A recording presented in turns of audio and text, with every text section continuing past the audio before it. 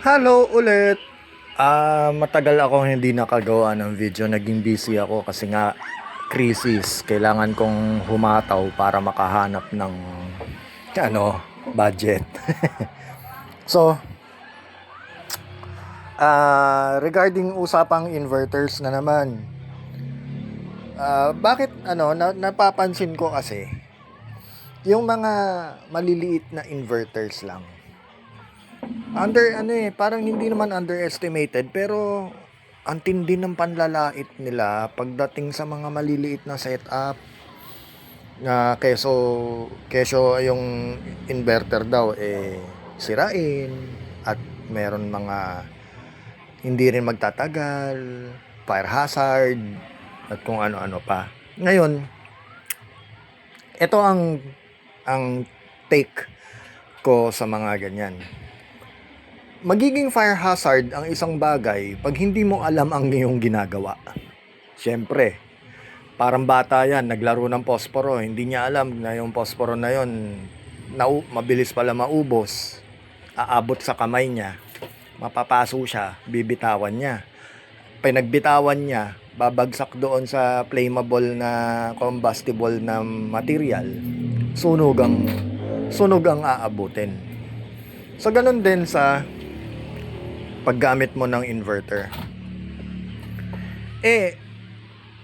Ang dami ko na tinan mo yung 14.6 na ako ngayon. 1 ampere na lang trickle charge. Okay, magpahit ka ng 14.6. pajama. Nasa 200 amp hours na ako. So, yun lang naman ang rating ng system ko. So, yun lang. Ang dami kong nakikita. Yung setup ko, ito. Papakita ko nga ulit. Ayan, 14.5 na kay Black Box. Tinanggal ko na yung sticker nito kasi binabash din ako sa groups eh. Pag nakita nila yung branding, ay, pangit yan. Ganyan. Saglit lang yan, sira na kagad yan. Nag-iinit yan, nag-ano yan. Di naman yan, reliable naman yan. Nasa kung paano mo sinet. Pangalawa, ayaw nila nang nakakakita ng malinis na setup. Ang gusto nila magulo, may mga itatrace pa nila yung mga tinakbo ng wire. Yun ang gusto nilang makita. Pero pag nakakita sila ng simpleng PV line, solar panel line, tumakbo, umikot, pumasok sa charge controller, nag-iisang charge controller lang, Elejoy, alam naman ng lahat yan. Ayan may branding. Pumasok, tapos ayan kita nyo naman, lumabas, Andersons lang. Ang daming magagalit dyan, sasabihin nila, ay walang breaker, Andersons direct, walang breaker. Paano mo sinashut off yan? Di tanggalin mo, disconnect mo. Masyado nilang ginagawang complicated ang mga bagay-bagay. Kasi ang reason ko naman, kung lalagyan ko ng circuit breaker, MCB, which is meron naman ako, pero hindi ko naman nilalagay kasi mag-a-add ng additional resistance every time na nagdadagdag ka ng connection point. Connection point, ibig sabihin may points of connection. Ito na nga lang, points of connection na nga to kaya lang direct. Ang MCB, hindi naman yan may coil yan sa loob. Meron yang mga bimetallic na, ito hindi katulad nito na straight through. Kung ano yung gauge nito, yun din ang gauge ng kabila. Hindi katulad na dumaan ka sa breaker, yung gauge nito, pagdaan dito sa loob ng breaker, hindi na yun yung gauge niya. Iba na. So yan, straight. Nilagay ko lang yung remote dito para at least nakikita ko kung ano yung parameters ko. 14.8, 240, 50 Hz. Australia kasi yan. Patay ko na. Eto, sikat na inverter to. 224. Eto ngayon yung shunt. Etong shunt na to, basically, ito yung nagmo-monitor ng flow ng kuryente mula sa battery palabas, kung saan man siya pupunta, sa inverter, doon sa isa pang inverter, at yung charger. Ito, lahat ng negative nandito. Nakakonect yung shunt na to, nakakonect dito.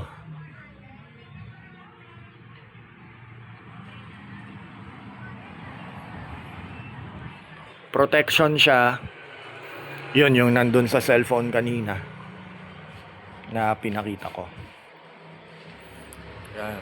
May meter ako dito, 14.7. Nandito yung cells ng battery ko.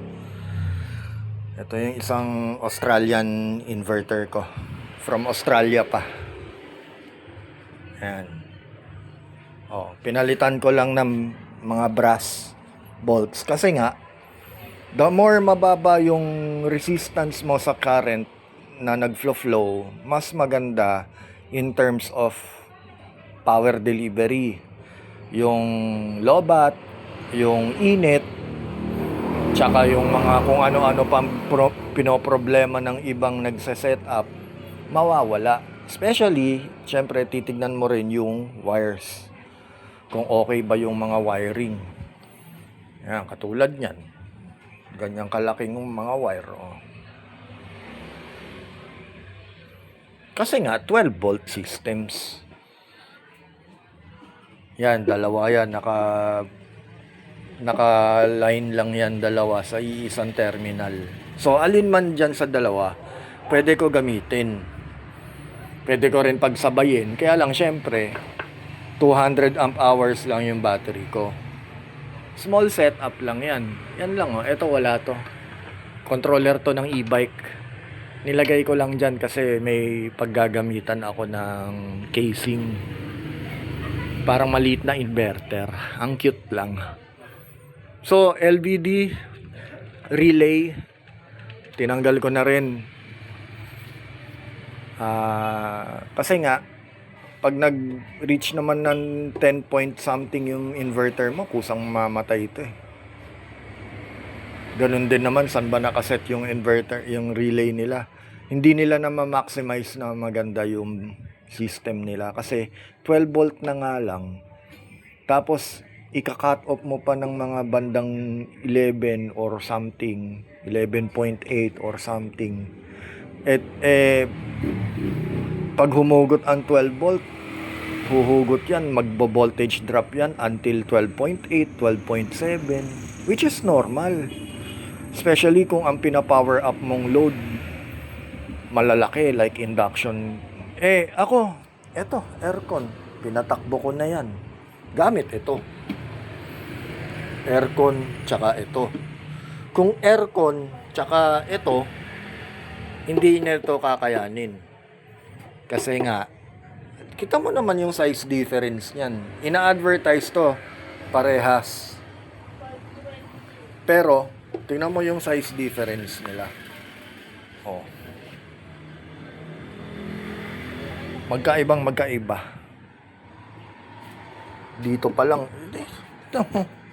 Fan pa lang eh. Bolts pa lang may kuko. Laki. 17mm yan. So, aircon, napatakbo na. Induction, wala na kami LPG. Ayan. Ano daw yung wire na yon? Thermometer nito. Di ko na nilagay pero nakakabit. Para ma-control ko doon sa app. Ito na rin ang nagsisilbing antena. ng kanyang Bluetooth para doon sa application. So yun lamang, maliit lang na setup.